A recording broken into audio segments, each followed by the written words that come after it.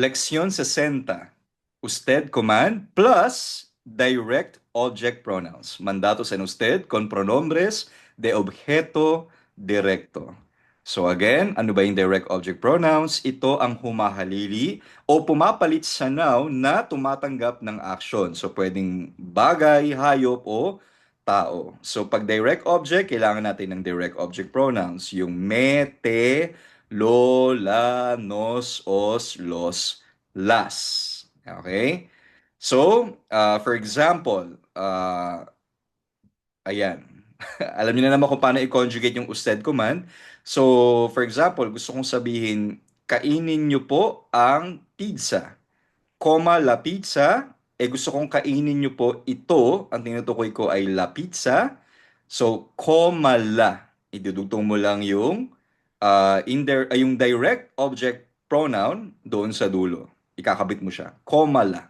Tapos lalagyan mo ng accent mark para mapanatili yung original pronunciation ng conjugated verb. So, la.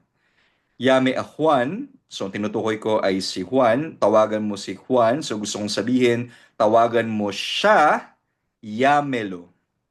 Okay? Invite a Maria. Invite. Invite a Maria.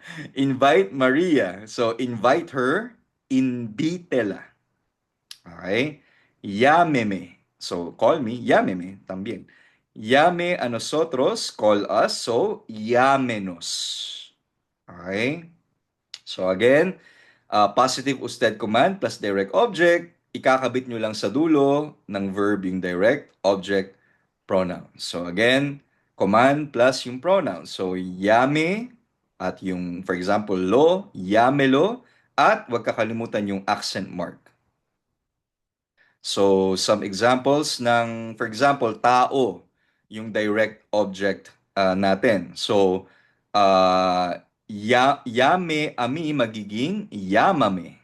Oh, yamate, call yourself. Yamelo, call him. Invítela. Llámenos.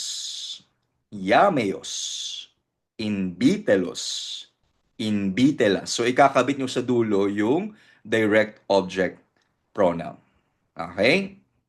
So, for things or, ayan, for things, koma la manzana magiging koma la. Lea el libro, léalo. Abra la puerta, ábrala.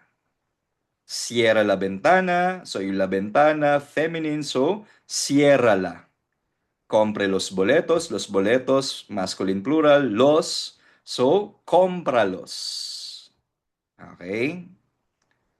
Pag naman negative usted form, ilalagay mo lang naman sa ulit, no? Sa before the conjugated verb, yung direct object pronoun, pero after ng no. So, no plus direct object pronoun plus yung command. So, no me llame. Wag niyo po akong tawagan. Do not call me.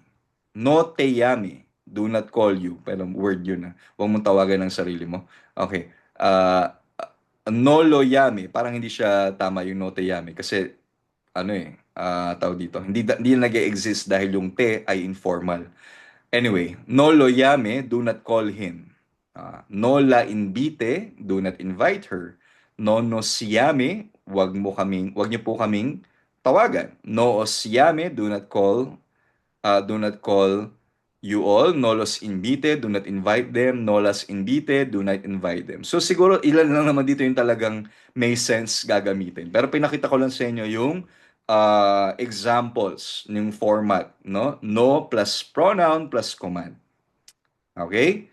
So sige, practicein natin. 10 items. Complete la oración con la forma correcta del mandato de usted más pronombre de objeto directo. Oh, number one, blank ahora. Oh, comer la manzana. Paano mo siya i-convert na pautos plus direct object pronoun? Cómala. Cómala. Cómala ahora. Número dos, No lo leía. no lo lea. Muy bien. Tres, Llámelo. Llámelo inmediatamente. Okay? Next. No la invite. No la invite. Muy bien.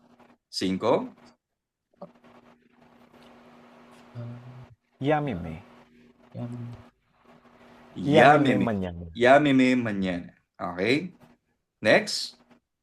6. Saan ka? No nos bi- no nos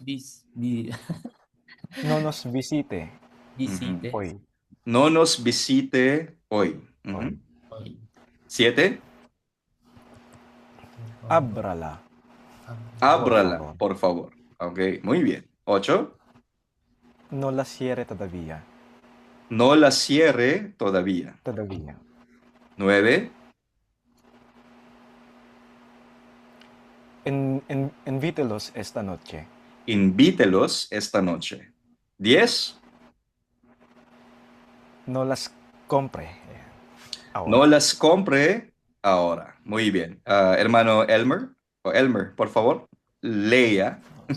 Léalas. Lea las Leia. respuestas. Léalas, por favor. Cómala ahora. No lo leya. Llámelo inmediatamente. Ujú, No la invite. ujú. Llámame mañana. No nos visite hoy. Ábrala, por favor. No la cierre todavía. Invítelos esta noche. No las compre ahora. Ok, muy bien. Any questions, mga kasama?